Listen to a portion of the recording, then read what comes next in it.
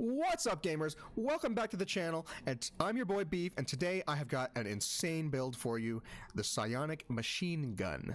We're going to be using the Mystics class that comes from the Mystic mod and the Mystic expansion mod in combination with a bow to rain down artillery upon our enemies and absolutely obliterate the battlefield.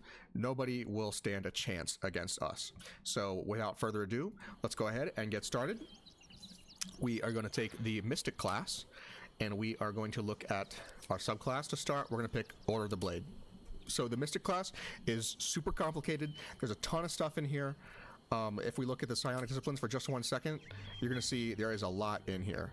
But as an archer, the only thing we care about right now is nomadic arrow. Now, what nomadic arrow, if I can click on it, sometimes it doesn't always work when you click on it. There we go. So what nomadic arrow allows us to do is it gives us an aura, a buff to ourselves that is permanent and allows us to make range attacks with advantage. That's awesome and works really well with this class because you're doing range attacks all the time. So every attack has advantage at level 1. Why the heck not? You also get access to Speed Dart. You can infuse your next weapon attack with 1d10 of psychic damage. You get Seeking Missile, a reaction that allows you to re-roll your attack roll if you miss.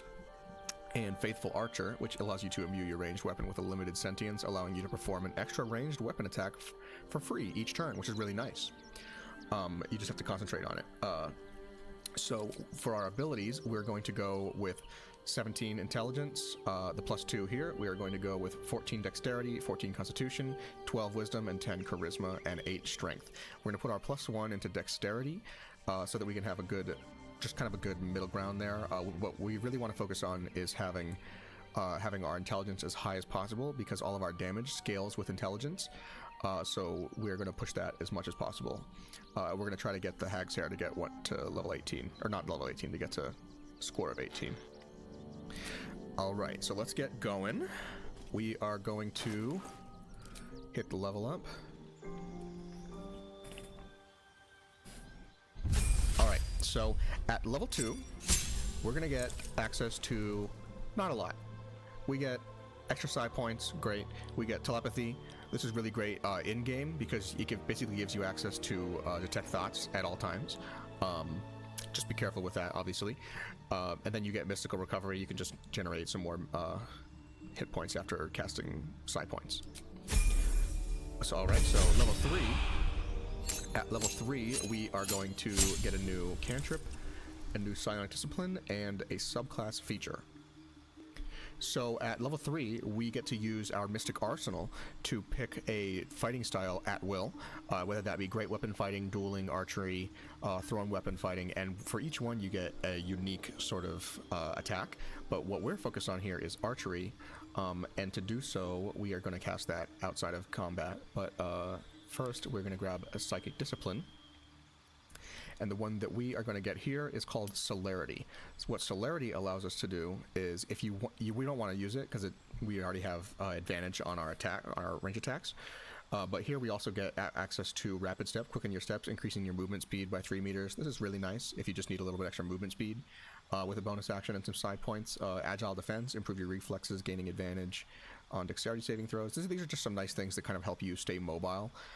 And one of them, actually, when you get to the high levels, you get Surge of Action. You can spend 5 psi points and a bonus action and get an action surge without being a fighter, which is really nice and really just great to have.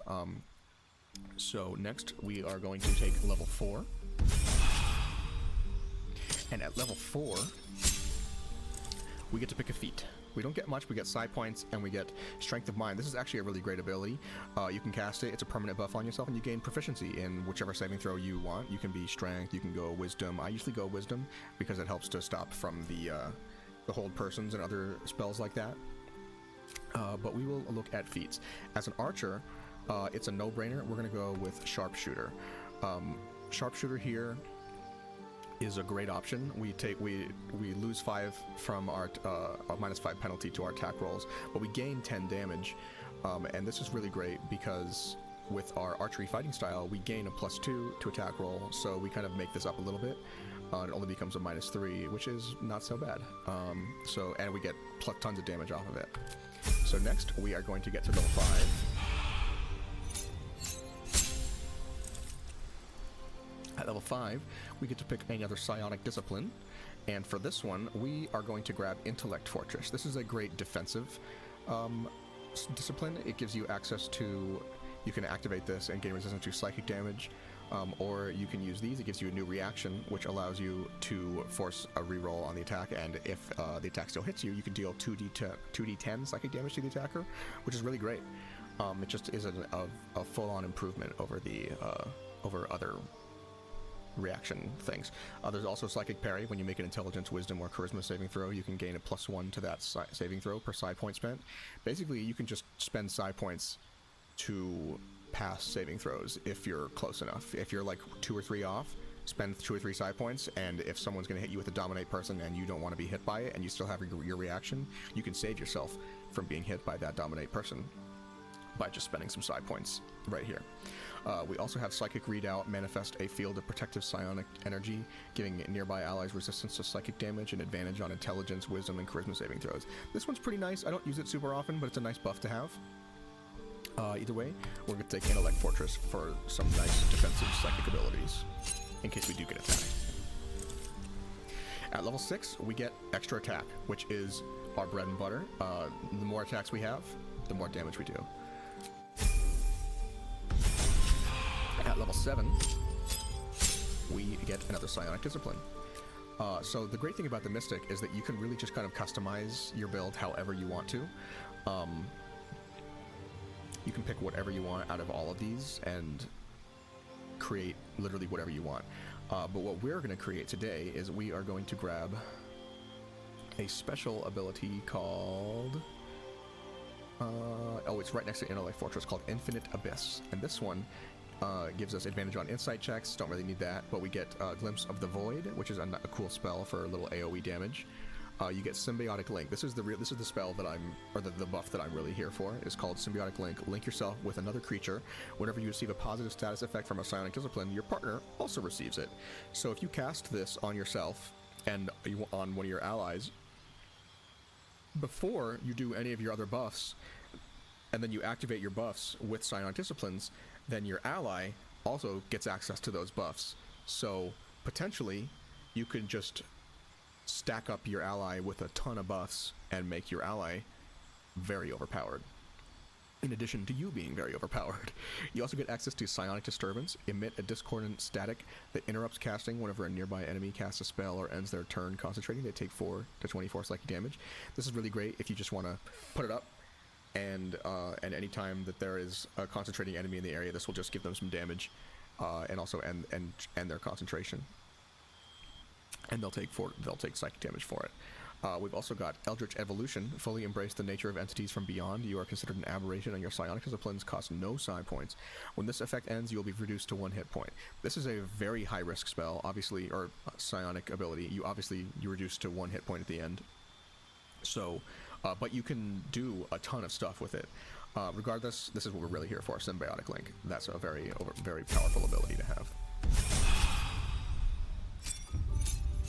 So at level 8, we get access to more psi points, but more importantly, Psionic Strike, which just gives us a nice little extra damage rider after hitting an enemy with a weapon attack. You can deal additional 1d8 psychic damage. This happens every turn, so you're basically just piling on extra psychic damage to every attack, which is really great. We're going to go with our new feat at level 8, and we are going to pick Ability Improvement, and we are going to knock ourselves up to 19, and we're going to pretend that we have the +1, so we would assume that we have 20.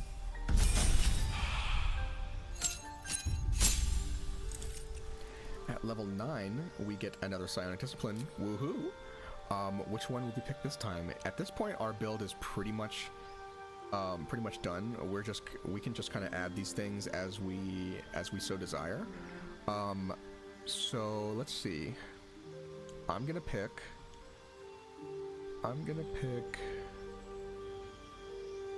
Psychic Assault, because that gives me some extra psychic mage abilities, so I can do some more damage if I want to.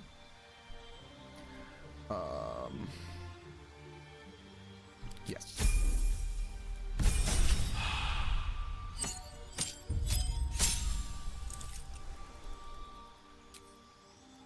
And then we get a new Psionic Talent. This one's not super critical, but you can pick whatever you want here. I'm going to pick Mind Thrust because it's a really great cantrip. Or, you know, it's basically a cantrip. Next up, we've got level 11. At level 11, you get Psionic Mastery Charges. Psionic Mastery Charges can be used to activate Psionic Mastery once per turn, allowing you to cast a Psionic Discipline for free, which is awesome. It means you can do a big nuke once a turn for free, which is really great. And then, yes, Psionic Mastery, same thing. And finally, we will hit level 12. And at level 12, we don't get too much. I mean, we get a new Psionic Discipline. We can really pick whatever we want here. I am going to choose... what's something fun? You could pick something like... you could pick Mastery of Stars if you wanted to get some extra radiant damage in here. But we are really focusing on...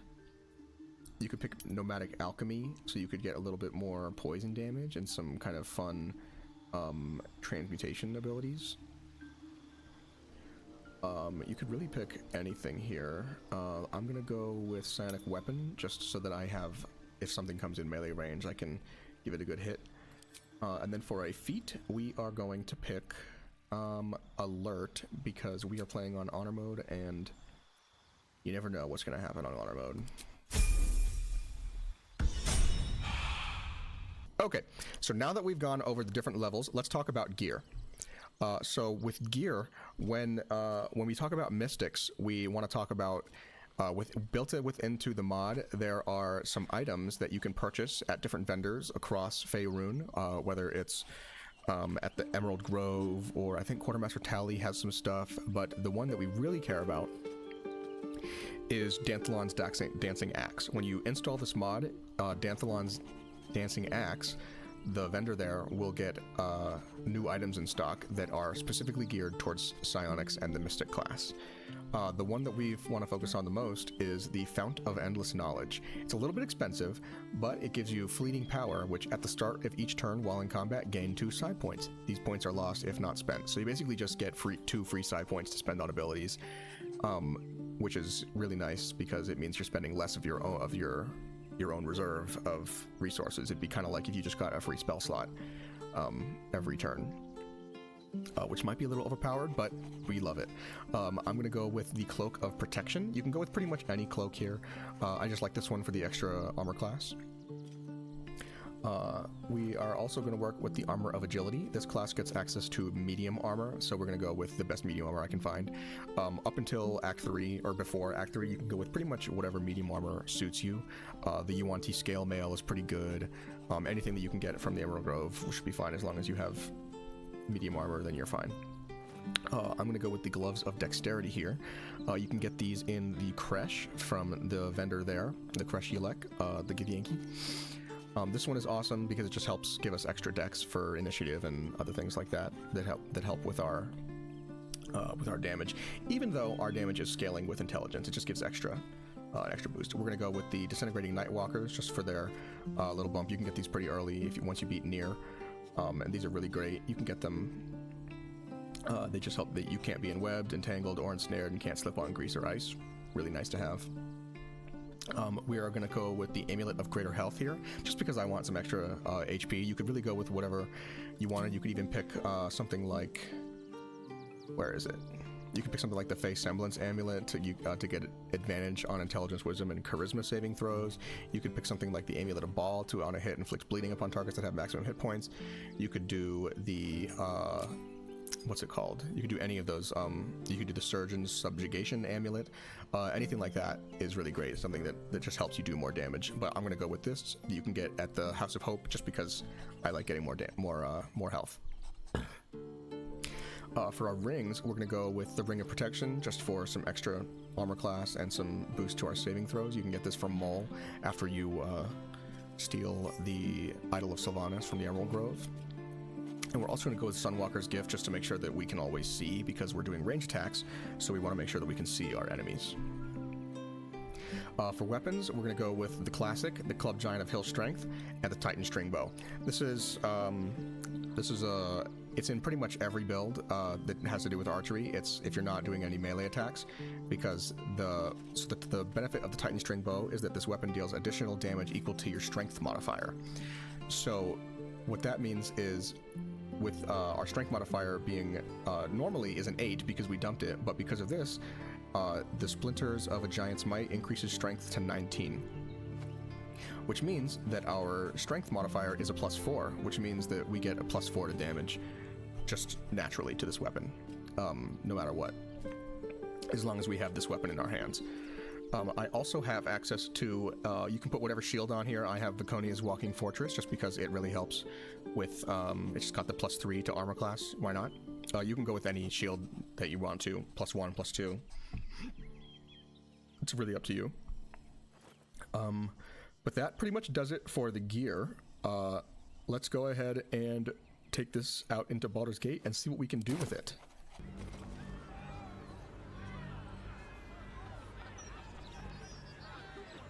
We might be fighting Mind Flayers. This is really taking a long time to load. I forgot that I was changing regions. Mind Flayers here, are they? Well, that's perfect. We've got Mind Flayers to kill. Okay, so we are in combat with some Mind Flayers in Baldur's Gate, right by the Basilisk Gate. We're going to start by using our bonus action. We could have done this before, but we're going to do it now because I didn't realize that they were going to attack right now. And we are going to do Psychic Focus, Nomadic Arrow. You make range attacks with advantage. And we now make range attacks with advantage. And that's pretty much all the setup that this build needs to get started. We are going to work by coming over here. So when you look at your hotbar here, it can be a little bit messy and a little bit confusing. There's a lot of stuff going on, a lot of pinks, a lot of purples, a lot of blues, and they all look very similar, and they all do very similar things. But there are a few abilities that we are really looking for, and we are looking for Mystic Arsenal Archery. We should have done this one also before combat, but again, I didn't realize these Mind Flayers were going to be here. So, Mystic Arsenal Archery, we are going to do this. It's going to take our action, so it's going to waste this turn, but oh well. So now that we have Mystic Arsenal Archery, you can see we get access to Psychic Barrage. This is the bread and butter of our build. This allows us to shoot up to 2 times, and each shot deals half damage. So the trick here is that with the Titan String Bow and the Club Giant of the Club of Hill Giant Strength and Sharpshooter, our damage is going to be doing is going to be rolling, I think, a 1d. Let's take a look at it. We'll look at it in a second because I want you to see how crazy this is.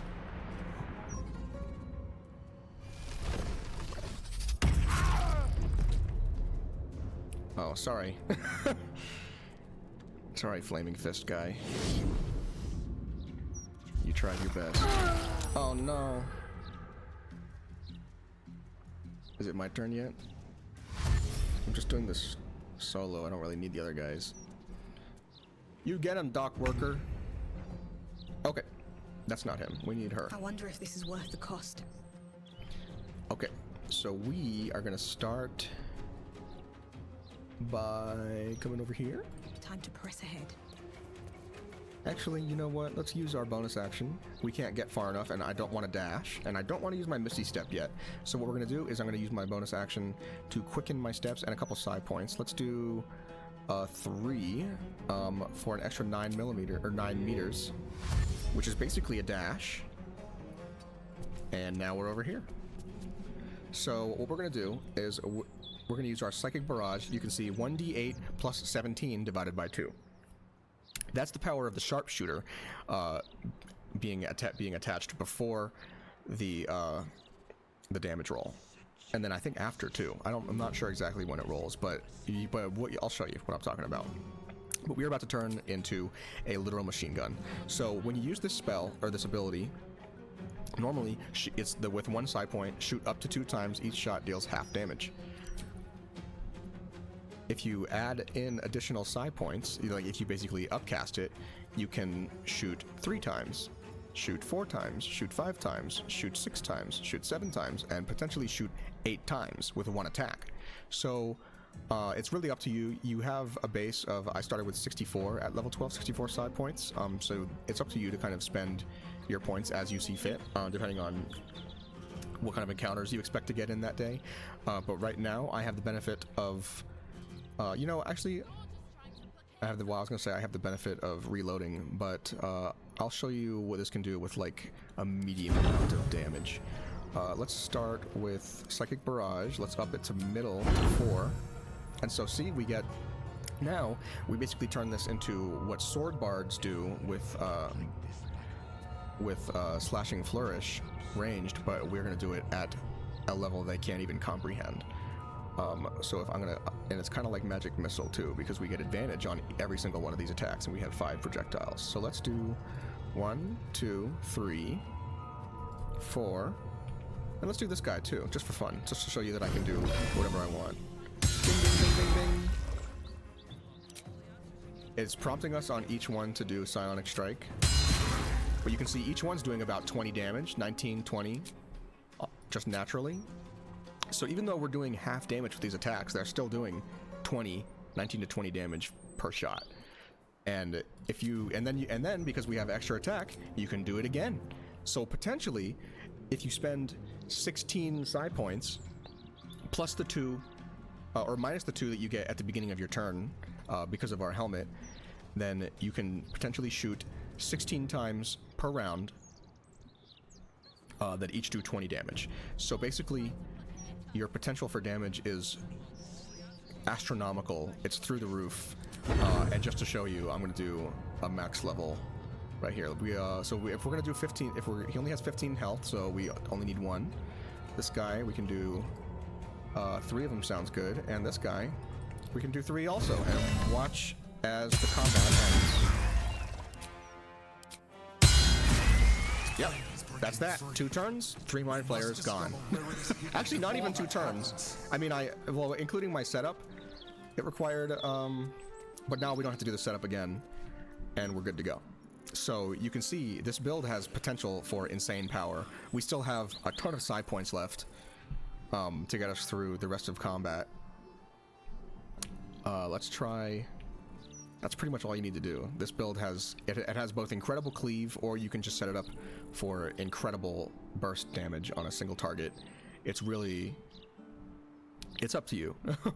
But the sky is the limit here. You could even, the greatest thing is you can even, if you still have your bonus action, you can action surge with more side points, and then probably do even more attacks.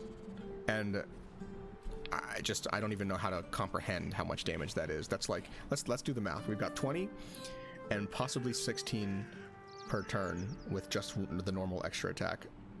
20 times 16 is, I don't know. I'm not good at math. Wait a minute. 20 times 10 is 200. And 20 times 6, that's 320 damage. That's possibly 320 damage per turn, and you're doing it with advantage, so you're likely to hit most of your attacks. So that's the Psionic machine gun build in Baldur's Gate 3. If you're looking for a high fun or high damage long range build that feels like you're firing off psychic bullets and raining down artillery, then this is definitely a build for you. If you enjoyed the video, make sure to leave a like, comment down below what builds you want to see next, and don't forget to subscribe for more Baldur's Gate 3 content. Thanks, and have a great day. Bye.